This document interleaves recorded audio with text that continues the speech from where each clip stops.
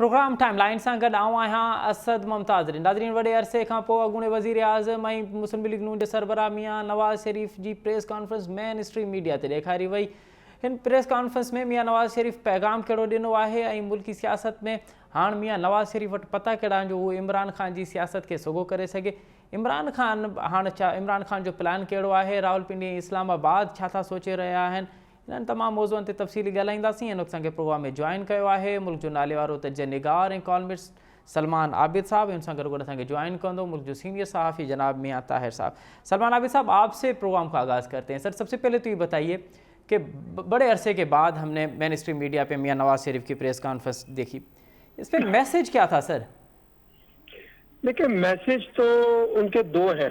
जी sir. एक message तो ये है कि उन्होंने अपने दुख जो है उसका इजहार किया है जी, जो उनके साथ बीती है जी और जो उनके साथ किया गया है जी, और उनके बकौल के ये सब जो है एक जी सियासी बुनियादों पर फैसले थे जी और उन्हें इंतकाम का निशाना बनाया गया। जी दूसरा मैसेज ये है कि इन तमाम चीजों को रिवर्स किया जाए, यानी उनके लिए वापसी जो है, उनके लिए रास्ते जो है वो निकाले जाए। जी और तीसरी बात जो है वो उन्होंने बुनियादी तौर पर एक प्रेशर भी डाला है एस्टेब्लिशमेंट के ऊपर, जब जी। जुडिशरी के ऊपर नाम लिया है, एस्टेब्लिशमेंट पे नाम लिया है, जी उन फरीकैन को दोबारा एक किस्म का उन्होंने मातम किया है या उनका इजहार किया है कि जी। ये लोग सब उस खेल में मुलव्वस थे। अच्छा। लेकिन फ्यूचर के कॉन्टेक्स्ट में एक तो उनके आने के बारे में उन्होंने कोई सवाल का जवाब नहीं दिया कि वो कब आ रहे हैं जी और कैसे आएंगे। जी दूसरी बात यह कि जो पाकिस्तान की पॉलिटिक्स का रेजोल्यूशन है जी उसके बारे में भी अभी उनके पास कोई खास बात नहीं है, यानी वो वेट एंड सी के ऊपर है कि जो मामलात पाकिस्तान में चल रहे हैं उसके नताइज अगर उनके हक में हुए तो यकीनी तौर पे पाकिस्तान जाएंगे। और वो इस वक्त तो मामलात को देख ही रहे हैं कि जो इस्टेब्लिशमेंट की हुकूमत के साथ या इमरान खान के साथ कहीं पसे पर्दा कोई बातचीत चल रही है, जी उसके नताइज को देखने के बाद फिर वो गौर करेंगे कि पाकिस्तान जाना है या नहीं जाना है। इससे ज्यादा कोई और एक जो पॉलिटिकल एंगलिंग थी जी उसकी मुझे कमी नजर आई जो वो इस वक्त के मौजूदा पॉलिटिकल क्राइसिस में दे सकते थे। लेकिन अभी उन्होंने सिर्फ वेट एंड सी किया है और अपनी प्रेजेंस शो किया कि वो यहाँ पे खड़े हुए हैं। लेकिन ये भी जानते हैं कि सब लोग उनकी तवज्जो का मरकज इस वक्त मरियम नवाज है जी और वो मरियम नवाज को फ्यूचर में एक लीडर के तौर पे देखना चाहते हैं, इसीलिए उनके साथ बैठ के उन्होंने प्रेस कॉन्फ्रेंस की है, रिकॉर्ड शुदा थी। जी तो ये एक रिफ्लेक्शन है, लेकिन अब देखेंगे कि इसका क्या नतीजा निकल के आता है और कितना नवाज शरीफ साहब को रिलीफ मिलता है, लेकिन देखना पड़ेगा। तो सलमान साहब, आपको क्या लगता है कि क्या अब अगर वो खुल के बात नहीं कर रहे या वो सियासत पे इस वक्त बात नहीं कर रहे, तो आप समझते हैं ये भी उनकी हिकमत अमली का हिस्सा है?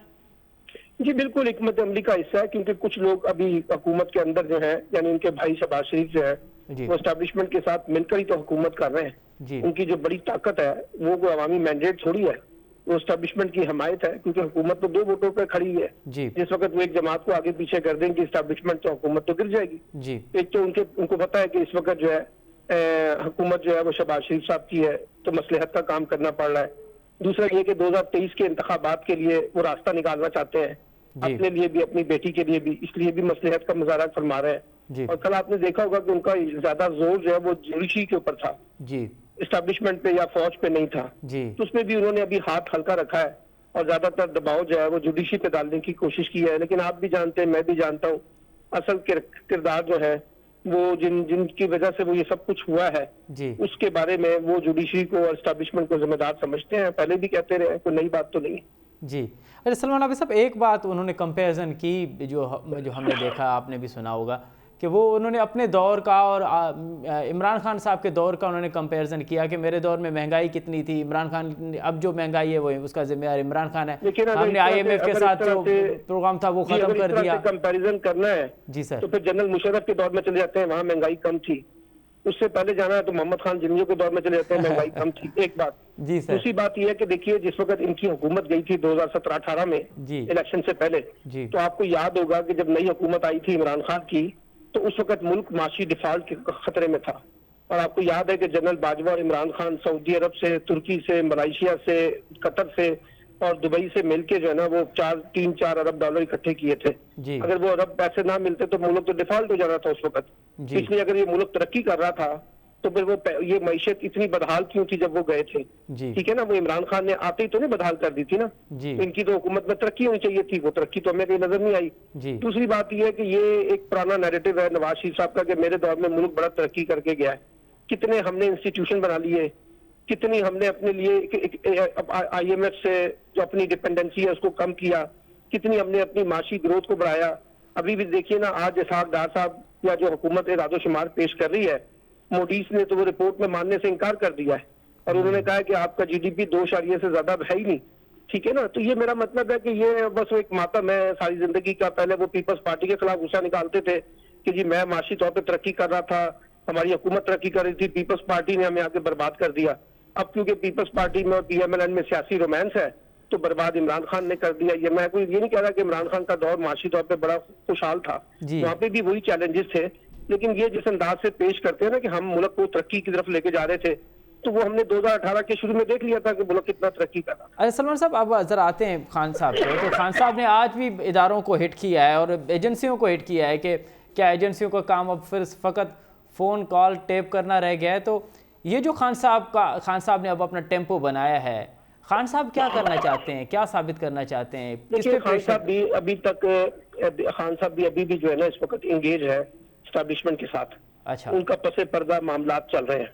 ठीक है, कुछ लोग जो है असद उमर हैं, असद कैसर हैं, परवेज खटक साहब हैं, शाह महमूद हैं, ये एस्टैब्लिशमेंट से राब्तों में है जी। ये लॉन्ग मार्च से बचने का एक रास्ता निकालने की कोशिश की जा रही है। लॉन्ग मार्च से सर बचने का? जी, बचने से मुराद ये है कि अगर कोई पहले अर्ली इलेक्शन अनाउंस हो जाए तो ये लॉन्ग मार्च नहीं होगा ना जी। तो इसलिए उनका तो जोर ये है एस्टैब्लिशमेंट के ऊपर कि वो तो सलमान साहब कतई कलामी माफ, क्या आप ये कहना चाहते हैं कि खान साहब भी नहीं चाहते कि लॉन्ग मार्च हो? नहीं, खान साहब के पास देखिए ना दोनों ऑप्शन है। खान साहब के लॉन्ग मार्च का ऑब्जेक्टिव क्या है? इलेक्शन ही है ना जी। अगर वो अर्ली इलेक्शन जो है लॉन्ग मार्च से पहले हो जाए तो उनको क्या फर्क पड़ता है?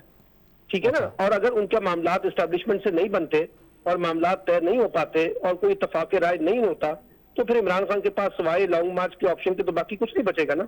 तो फाइनली तो उन्हें जाना अभी लॉन्ग मार्च की तरफ ही है। लेकिन उन्होंने खुद अपने इंटरव्यू में इतराफ किया, मुझे कहने की जरूरत नहीं है, उन्होंने कहा कि अभी कुछ लोगों से बातचीत चल रही है, उसका नतीजा देखेंगे तो फिर हम अपना फैसला कर देंगे।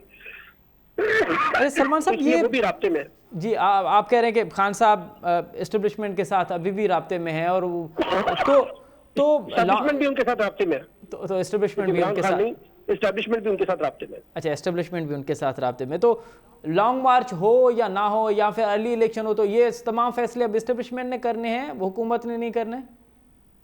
हुकूमत के पास कितनी ताकत है मुझे बताइए फैसला करने की? पहली बात तो ये है। और मैंने आपको बताया है, मिसाल के तौर पे अगर हमने इलेक्शन करवाना है अर्ली, तो इन इत्तेहादी जमातों में से एक इत्तेहादी जमात को जरा साइडलाइन कर दें तो सुबह शहबाज शरीफ को इत्तेमाद का वोट लेने को कहेंगे तो वो इत्तेमाद का वोट नहीं ले सकेंगे। तो सर सर ये तो सूरत हाल बड़ी वाज़ेह है ना हमारे पास। जी सलमान साहब, ये सूरत हाल तो फिर हमें सर पंजाब में भी नजर आ रही है ना। पंजाब में अगर गवर्नर साहब कह देते हैं इत्तेमाद का वोट लें और काफिली के चंद MPs जो राब्ते में हैं, पंजाब की सिचुएशन में एक फर्क है। पंजाब की सिचुएशन में फर्क यह है कि 63A की जो तशरीह सुप्रीम कोर्ट ने की है जी कि कोई नाराज अरकान या कोई मुनहरफ अरकान या कोई बागी रुकन जो है वो अपनी पार्टी पॉलिसी के हट के वोट नहीं दे सकता जी। इसलिए वो ये तो कह सकते हैं कि परवेज लाई को आप इत्तेमाद का वोट लें और इत्तेमाद का वोट ना ले सके, वो जी हासिल कर सकें। लेकिन जब वो शहबाज मुस्लिम लीग नून को कहेंगे आप हुकूमत बनाएं तो मुस्लिम लीग नून के पास भी कोई मेजोरिटी नहीं है, फिर ये गवर्नर राज लगेगा, असेंबली टूटेगी, इसके अलावा कोई ऑप्शन नहीं। मुस्लिम लीग नून की हुकूमत कैसे बनेगी ये मेरी समझ से बाहर है 63A की तशरीह के बाद।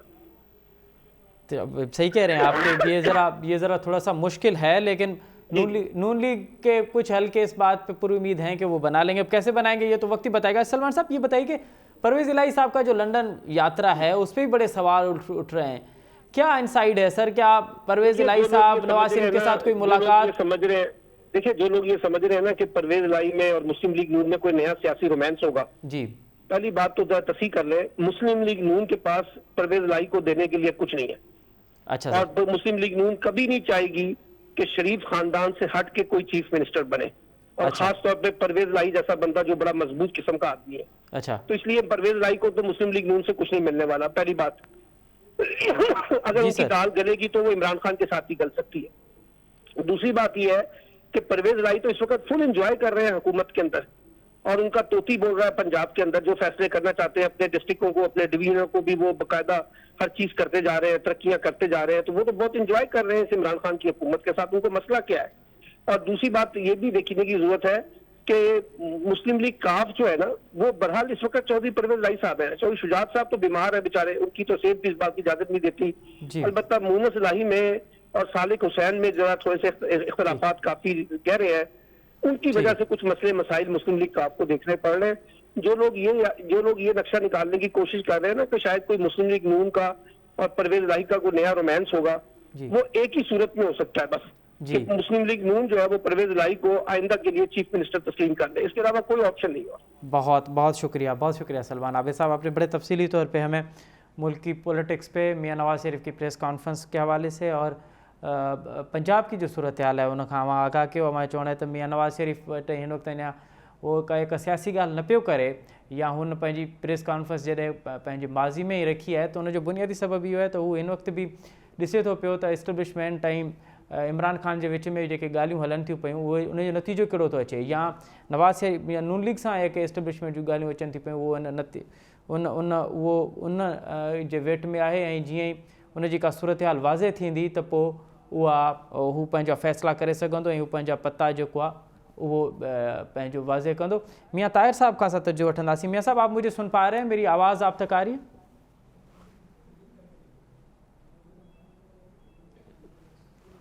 मियाँ ताहिर साहब सां जीअं असांजो राब्तो बहाल थींदो असां उनखां उनजो ओपिनियन ज़रूरु वठंदासीं। इसी त मियाँ नवाज़ शरीफ की प्रेस कॉन्फ्रेंस में मैसेज कहिड़ो, आख़िर छो मियाँ नवाज़ शरीफ पंहिंजी सॼी जी सॼी प्रेस कॉन्फ्रेंस माज़ी ते रखी?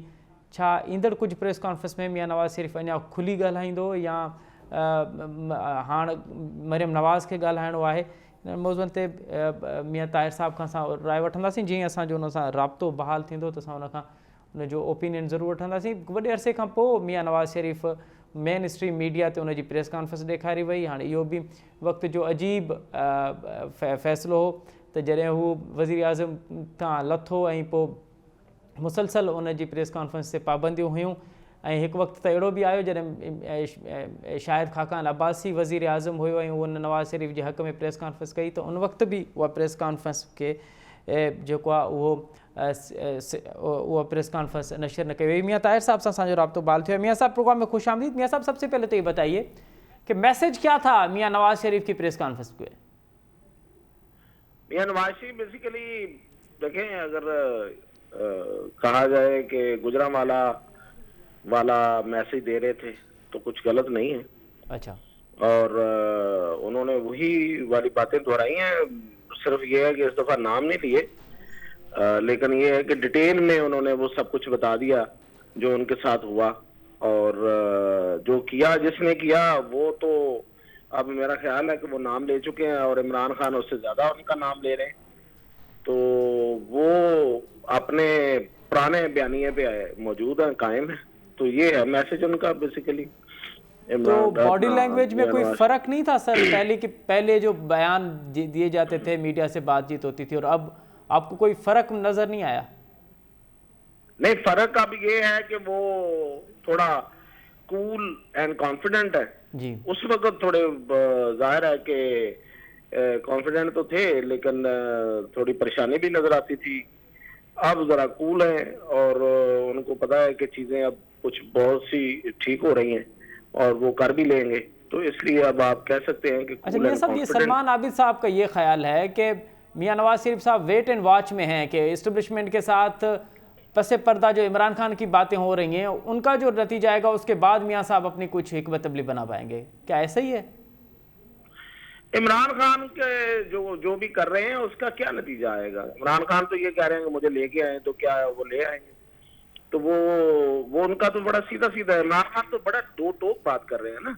वो तो ये कह रहे हैं कि मुझे लेके आए वरना कुछ और कबूल नहीं है, मुझे आपने क्यों छोड़ा था, तो बस इसके अलावा कोई और काबिल कबूल बात ही नहीं है कि आप मुझे लेके आए। तो क्या वो लेके आ जाएंगे? अगर वो लेके आ जाएंगे तो मियां साहब के हाथ में क्या रहेगा?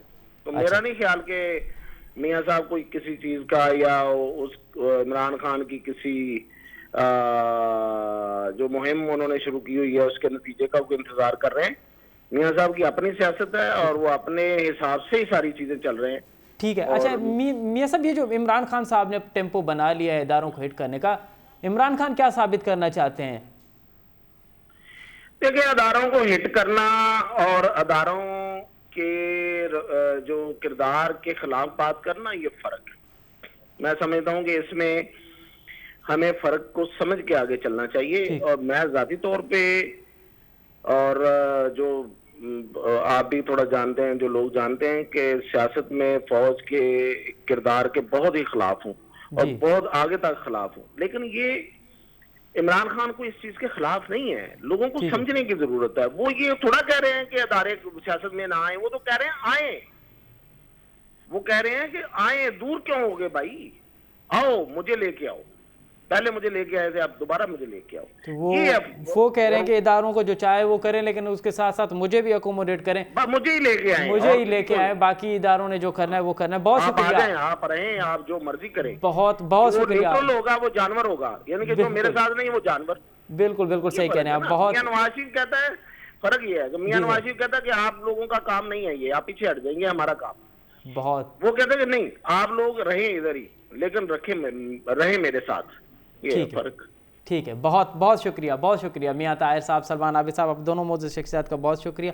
नाज़रीन, नवां मुल्की सियासत ते ॿिन्ही असांजे कॉलमिस्ट ऐं तजिया निगारनि जो तजियो ॿुधो। 10 अक्टूबर WHO पारां पूरी दुनिया में ज़हनी सिहत जो आलमी ॾींहुं मल्हायो वेंदो आहे। पाकिस्तान साइकेट्रिक सोसाइटी मूजिबि मुल्क जी 34% आबादी ज़हनी दबाव ऐं डिप्रेशन जो शिकार आहे। हाणे इहे का ज़हनी दबाव ऐं डिप्रेशन आहे, उन जा बुनियादी सबब कहिड़ा आहिनि, अहिड़े प्रोग्राम में इन ते ॻाल्हाईंदासीं। समाज जो रवैयो कीअं हुजणु घुरिजे जॾहिं को ज़हनी दबाव या डिप्रेशन जो पेशेंट आहे, त उन सां, ऐं आख़िर छो सिंध मुल्क जा हिकु नौजवान डॉक्टर आहिनि उहे साइकेट्रिक थियण या माहिर नफ़्सियात थियण खां लवाइनि पिया। इन्हनि तमामु मौज़ुअनि ते ॻाल्हाईंदासीं। हिन असांखे प्रोग्राम में जॉइन कयो आहे मुल्क जो नाले वारो डॉक्टर माहिर नफ़्सियात डॉक्टर अजमल मुगल साहब। डॉक्टर साहब, प्रोग्राम में ख़ुशि आमदीद। महिरबानी। अच्छा डॉक्टर साहब, सभ खां पहिरियां त ॿुधाइजो त हीअ को ज़हनी दबाव आहे या डिप्रेशन आहे, इन में बुनियादी फ़र्क़ु छा आहे ऐं इन जा थियण जा बुनियादी सबब कहिड़ा आहिनि? हा, पहिरियों त वॾी महिरबानी, तव्हां मूंखे मौक़ो ॾिनो। असल में अॼु आहे 10 अक्टूबर ज़हनी सिहत जो ॾींहुं मल्हाईंदा आहियूं हर साल WHO जे तरफ़ां, पर इहो आहे world federation of mental health जो इनिशिएटिव आहे। उन जे तहत असां जेको हर साल 10 अक्टूबर ते मल्हाईंदा आहियूं। ऐं हिन साल जेको आहे ॾींहुं, उनजो स्लोगन या उनवान जेको आहे, जेको WHO जे तरफ़ां रखियो वियो आहे, उहो आहे ज़हनी सिहत सभिनी जे लाइ, माना सोसाइटी जे हर माण्हू जी ज़हनी सिहत ते बहितर हुअणु खपे। अच्छा, हाणे असल ॻाल्हि आहे त सिहत हेल्थ त सभिनी खे ख़बर आहे, बीमारी न हुअण खे असां हेल्थ चवंदा आहियूं, ठीकु आहे। पर जेका WHO जी डेफिनेशन आहे, उन में जेका सिहत आहे उन में हिकिड़ो मेन कंपोनेंट आहे जिस्मानी सिहत सां गॾु ज़हनी सिहत। इनखे चवंदा आहियूं त बग़ैर ज़हनी सिहत जे सिहत इंसान थी न सघे। There is no health without mental health. हाणे अचो तव्हांजे हिन सवाल ते थोरो गौर कयूं। हिकिड़ो त आहे डिप्रेशन, एंग्ज़ाइटी, साइकोसिस, इहे मुख़्तलिफ़ बीमारियूं आहिनि, ठीकु आहे, जेके अगरि आहिनि त इन जो मतिलबु ज़हनी सिहत सही न आहे। इन्हनि बीमारियुनि खां अलावा बि कुझु रवैया अहिड़ा हूंदा आहिनि जेके सिहतमंद रवैया जंहिंखे चवणु खपनि असांजे मुआशरे में, असां हर इंसान जा। त कम वारी जॻह ते नॉर्मल रहणु, घर में नॉर्मल रहणु ऐं सोसाइटी में नॉर्मल रहणु, त इन टिनी जॻहनि ते असांजो बिहेवियर अगरि बिल्कुलु ठीकु आहे, नॉर्मल आहे, त असां नॉर्मल आहियूं। ईअं न आहे त सोसाइटी में ॿाहिरि त सही हुजे, अंदरि जेको घर में जेको रवैया बिल्कुलु मुख़्तलिफ़ हुजनि। त ज़हनी सिहत जो हर एंगल ते असांखे हुन ॾिसणो हूंदो आहे। अच्छा, हाणे तव्हां सवाल कयो त हिकिड़ो स्ट्रेस, ज़हनी दबाव ऐं डिप्रेशन। हा, डिप्रेशन त असां हिकिड़ी बीमारी आहे जंहिंजो नालो डिप्रेशन आहे, जंहिंमें मरीज़ खे कंहिं शइ में मज़ो न ईंदो आहे, जिस्मानी ताक़त कम लॻंदी आहे, ऐं इन सां गॾोगॾु मायूसी थी वेंदी आहे, कम में दिलि न लॻण थी वेंदी आहे, ऐं ईअं लॻंदो आहे त जीअं माण्हू कंहिं कम जो न आहे। डिप्रेशन उहा आहे जंहिंजे करे इलाही असांजी सोसाइटी ते असरात थियनि था। स्ट्रेस छा आहे? स्ट्रेस रोज़मर्रा असां स्ट्रेस या हादसा या वाक़िया या इशूज़ जेके मुख़्तलिफ़ घर में थी सघनि था, सोसाइटी में थी सघनि था, ऑफिस जी जॻह थी सघनि था, उनखे असां फेस कंदा आहियूं, उनखे असां चवंदा आहियूं स्ट्रेस। ठीकु आहे, स्ट्रेस त असांजी ज़िंदगी जो हिकिड़ो हिसो आहे। ठीकु, ऐं उनखां त को बि उनजो मुक़ाबिले करण जी सलाहियत जेका आहे हर इंसान में मुख़्तलिफ़ हूंदी आहे। ठीकु आहे। अच्छा डॉक्टर साहब हाणे इहो ॿुधाइजो त हीअ को असां डिप्रेशन ऐं ॻाल्हि पिया कयूं ज़हनी दबाव ते, त इन जे हुजण जा बुनियादी सबब कहिड़ा था थियनि, कहिड़ा सबब आहिनि जो हिकु आम नॉर्मल इंसान खे ज़हनी दबाव जो शिकार बणाए था छॾनि? सवाल तव्हां ॾाढो सुठो आहे। त जनरली जेको ईअं सम्झो वञे थो त कुझु सोसाइटी में मसइला थियनि था जंहिंजे करे ज़हनी बीमारी थियनि थियूं। हा, मसइला पंहिंजी जॻह ते उन्हनि जो असरु थिए थो, पर असां इन जे लाइ हिकिड़ो टर्म यूज़ कंदा आहियूं, बायो साइको सोशल मॉडल। मतिलबु बायोलॉजिकल काज़िस, सोशल काज़िस ऐं साइकोलॉजिकल काज़िस। उन जा 3 आहिनि डायमेंशन्स आहिनि। त टिनी रीज़न्स जे करे कंहिं बि शख़्स खे बीमारी थी सघे थी। या इनखे असां जेकॾहिं आम माण्हू खे सम्झाइण जे लाइ त जेकॾहिं टीबी जी बीमारी जो वजह टीबी जो जरासीम बि आहे, ठीकु, हिकिड़ो मेन, पर उन सां गॾु हिकिड़ी फैमिली स्ट्रक्चर या उन सोशो इकोनॉमिक कंडीशन पुअर हुजनि, गुर्बत हुजे, डाइट घटि हुजे, वेट लॉस हुजे, एनीमिया हुजे, माना इहे सोसाइटी जे करे, गुर्बत जे करे, या अहिड़े घरनि में रहंदा हुजनि जिथे बिल्कुलु बंदि माहौल हुजे। त हिकु टीबी जो जरासीम हिकिड़ी वजह ज़रूरु आहे, पर उन सां गॾोगॾु जेकॾहिं असांजे मुआशिरे में टीबी जा जरासीम हवा में फिरनि था, पर उन्हनि ते असर अंदाज़ थींदा जंहिंजो घर बिल्कुलु कंजस्टेड हूंदो आहे, जंहिंमें रोशनी न हूंदी, जंहिंमें ऑक्सीजन प्रॉपर न हूंदी, या जंहिंमें माण्हू जिस्मानी तौरु कमज़ोर हूंदा, उन ते टीबी हमिलो कंदी। त ज़हनी बीमारियुनि में बि ईअं ई आहे त उनजी इम्यूनिटी, उनजी जेका स्ट्रेस खे मुक़ाबले करण जी सलाहियत हुजे त उहो उन सां फेस करे सघे थो। ॿियो जेनेटिक फैक्टर्स बि हूंदा आहिनि, जीनियाती अंसर बि हूंदा आहिनि, माना फैमिलीज़ में बीमारियूं रन कंदियूं आहिनि। इहो ॾिठो वियो आहे, डिप्रेशन हुजे, एंग्ज़ाइटी हुजे, शिज़ोफ्रेनिया हुजे, एपिलेप्सी हुजे, मुख़्तलिफ़ बीमारियूं उन्हनि जी, इवन एडिक्शन जे बारे में बि इहो सोचियो थो वञे, इहो रिसर्च कंहिं हद ताईं त अॻिते वधी चुकी आहे, त जेनेटिक फैक्टर्स बि रोल प्ले कनि था। मतिलबु अव्हां डॉक्टर साहब इहो चओ पिया त इहे बीमारियूं मोरोसी बि थियनि पियूं? बिल्कुलु, मोरोसी बि थींदियूं आहिनि, बिल्कुलु बिल्कुलु। अच्छा जी। अच्छा डॉक्टर साहब हाणे इहो ॿुधाइजो त पाकिस्तान में जेको हिन साल जेका पाकिस्तान जी साइकेट्रिक सोसाइटी आहे उन खे अंग ख ॾिना त 34% आबादी जेका आहे उहा ज़हनी दबाव जो आहे। असां ॾिसोसीं त हिन ई साल मुल्क जो तमामु वॾो हिसो जेको आहे उहो ॿोॾि जो शिकार थियो आहे। बरसातुनि जे करे सॼो मुल्क ॼण डावाडोल लॻो पियो आहे। त इहे जॾहिं आफ़तूं अचनि थियूं पियूं या इन तरह जा जॾहिं वाक़िया रूनुमा थियनि था पिया, पोइ ज़हनी सिहत आम माण्हू ते इन जा कहिड़ा असर था थियनि? हा, बिल्कुलु ॾाढो सुठो सुवालु आहे। असांजे पर्टिकुलरली असांजे लाइ इन जी वॾी अहमियत आहे। हिनखे थोरो मां मिसाल अगरि सम्झाइण जी कोशिशि करे सघां, जीअं हाणे साल 2 साल पहिरियों असां हिकिड़ी शदीद बैन अल-अक़वामी हिकिड़ी लहर हुई बीमारी जी, एपिडेमिक हुयो कोरोना जो, ठीकु आहे, जंहिंजे करे पूरी दुनिया परेशान हुई। उन जी रिसर्च मां बि इहो मिलियो त कोरोना जे करे असांजे साइकेट्रिक इलनेसिस जो नंबर वधियो आहे, डिप्रेशन जा पेशेंट वधिया आहिनि, ऑब्सेशन जा पेशेंट वधिया आहिनि, एंग्ज़ाइटी जा पेशेंट वधिया आहिनि। ऐं इन कोरोना जे करे हिकिड़ो माना सीवियर स्ट्रेस जॾहिं बि मुआशिरे में हूंदो उनजो असरु पवंदो आहे। अहिड़े तरीक़े सां जॾहिं फ्लड हिकिड़ो वॾो नेचुरल डिज़ास्टर आहे जंहिंजे करे फिज़िकल इलनेसिस जेके हाणे ज़ाहिर थियणु शुरू थी वयूं आहिनि, जेके माना मलेरिया थी वई, टाइफाइड थी वियो, गैस्ट्रोएंटराइटिस थी वई, इहे बीमारियूं। इन खां पोइ जेको नंबर ईंदो आहे उन खां पोइ ईंदो आहे साइकेट्रिक डिसऑर्डर्स जो, जंहिंखे लॻे ईअं थो त असांजे ख़ासि तौर फ्लड अफेक्टेड एरियाज़ में इन जा नंबर वधंदा ऐं डिप्रेशन जा पेशेंट वधंदा ऐं एंग्ज़ाइटी जा पेशेंट वधंदा। असांखे ॿियनि शयुनि सां गॾोगॾु इन्हनि शयुनि खे बि प्लानिंग तहत इनखे असांखे रोकणो आहे, इनखे इन जो मुक़ाबिलो करणो आहे। अच्छा डॉक्टर साहब, फिजिकल बीमारियूं नज़र अचनि थियूं, साइकेट्रिक इलनेसिस जे बाद में जेको आहे असां उन करे बि इलाही सफ़र कयूं था असां। जी जी। अच्छा डॉक्टर साहब, हाणे इहो ॿुधाइजो त हीअ जिन बीमारियुनि जो असां ज़िक्र पिया कयूं ऐं अव्हां ॾाढो तफ़सीली तौर ते असांखे आगाह बि कयो था पिया, त उमिरि जो कहिड़ो हिसो आहे जिते वधीक असरअंदाज़ इहे बीमारियूं थियनि थी पियूं? ॿारनि में थियनि थियूं, नौजवाननि में थियनि थियूं, या पोड़नि में थियनि थियूं पियूं या मर्दनि ऐं औरतुनि जे हवाले सां अगरि ॻाल्हायो वञे त कहिड़ो जेको जिन्स आहे उन में वधीक असरअंदाज़ थियनि?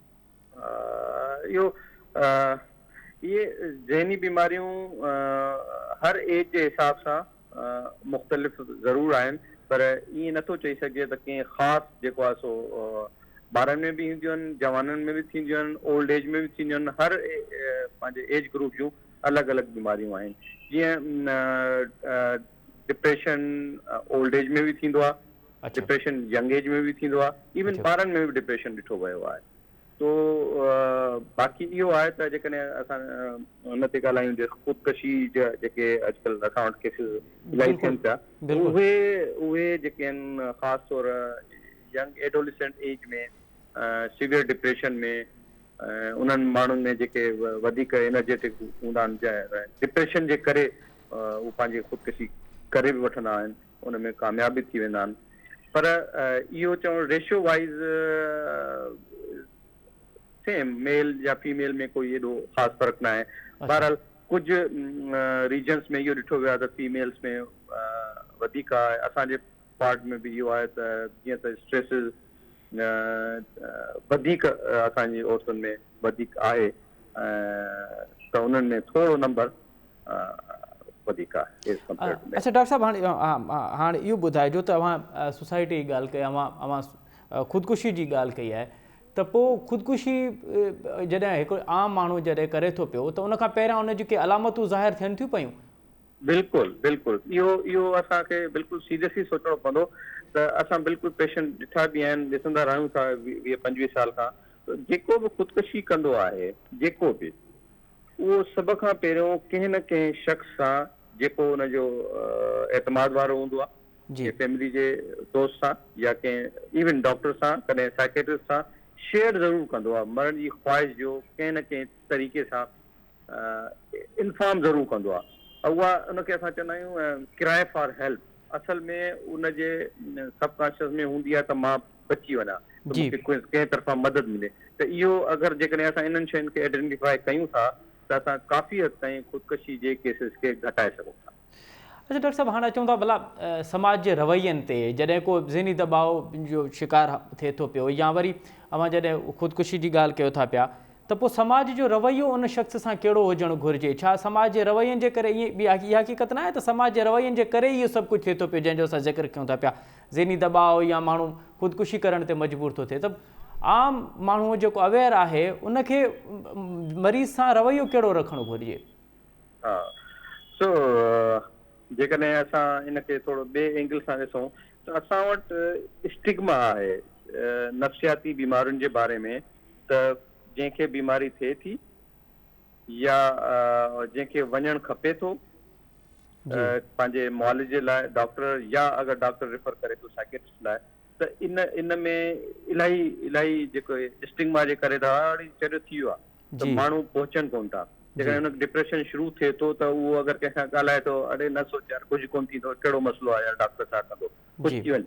पर उहा असल में बीमारी हूंदी आहे, उनजी वेंदी आहे वधंदी, ऐं पोइ इवन सम टाइम जेको हेल्प न वठंदो त उनजा रिज़ल्ट तमामु ख़राब थी सघंदा। हिकिड़ो इहो असांजे मुआशिरे में जेको रवैयो आहे नफ़्सियाती बीमारियुनि जे बारे में, उहो अञा ताईं बहितर न आहे। माना उनखे बजाए उनखे सपोर्ट ॾियण जे उनखे डिस्करेज कयो वेंदो आहे। या फर्ज़ कयो कंहिं अगरि कोई पेशेंट आहे जेको ट्रीटेबल आहिनि, जेके इवन पंहिंजो पाण सां खिलणु, ॻाल्हाइणु, विढ़णु या इहे जेके साइकेट, उहे बि ट्रीटेबल आहिनि। पर उनखे जॾहिं इहो लेबल करे हल चयो हिनखे बंदि करे छॾियो, हिन सां ॻाल्हायोसि न, त इहे नेगेटिव जेके हूंदा आहिनि उहे उनजी बीमारी खे त वधाईंदा आहिनि। ऐं ॿियो प्लस उनखे इलाज लाइ अचण में, उनखे पंहिंजे मुआलिज ताईं पहुचण में वॾो मसइलो थी वेंदो आहे। जी, अच्छा डॉक्टर साहब, हाणे असां मरीज़नि जी ॻाल्हि त कयूं था पिया, पर नौजवान डॉक्टर बि मिसाल माहिर नफ़्सियात डॉक्टर थियण खां लवाइनि था पिया, उहे ॿियनि शोबनि में त वञनि था पिया, पर पाकिस्तान में इहो आख़िर छो आहे त डॉक्टर जेको आहे उहो माहिर नफ़्सियात थियण खां बि लवाए थो पियो? तमामु घटि तादाद में डॉक्टर इन शोबे में अचनि था पिया। हा बिल्कुलु सही था चओ। त हिकिड़ो उहा ई वजह जेका मां पहिरियों ॿुधाई, स्टिग्मा, त डॉक्टरनि ॾे जेके साइकेट्री जा मरीज़ आहिनि, साइकेट्रिस्ट खां इलाज कराइण जे बजाए कंहिं ॿिए फिजिशियन खां डिप्रेशन जी दवा ज़रूरु खाईंदा, पर साइकेट्रिस्ट वटि कोन वेंदा।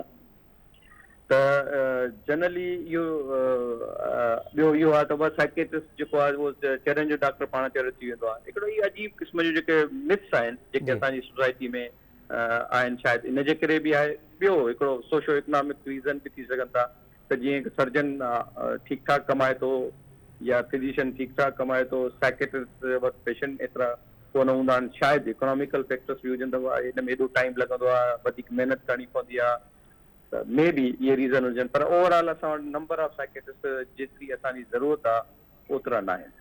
वॾी वॾी वॾी वॾी महिरबानी डॉक्टर अजमल मुग़ल साहब, अवां तफ़सीली तौर ते असांखे आगाह कयो अॼोके ॾींहं जे हवाले सां ज़हनी मरीज़ ऐं डिप्रेशन जे पेशेंट्स जे हवाले सां। नाज़रीन, अवां डॉक्टर अजमल मुग़ल जो तफ़सीली गुफ़्तगू ॿुधी। उन्हनि जो चवणु आहे त अगरि अवां वटि ख़ुदि अहिड़ियूं अलामतूं आहिनि या अवां जे आस पास अवां सम्झो था पिया त अवां जे आस पास अहिड़ा अज़ीज़ अहिड़ा प्यारा आहिनि जिन्हनि खे अवां इहे अलामतूं आहिनि, त घबराइण जी का ज़रूरत कोन्हे। डॉक्टर मौजूदु आहिनि, डॉक्टर वटि वञणु घुरिजे। ज़हनी जेके बीमारियूं आहिनि उहे बि जिस्मानी बीमारियुनि जीअं ई आहिनि ऐं उन्हनि जो इलाजु मुमकिन आहे।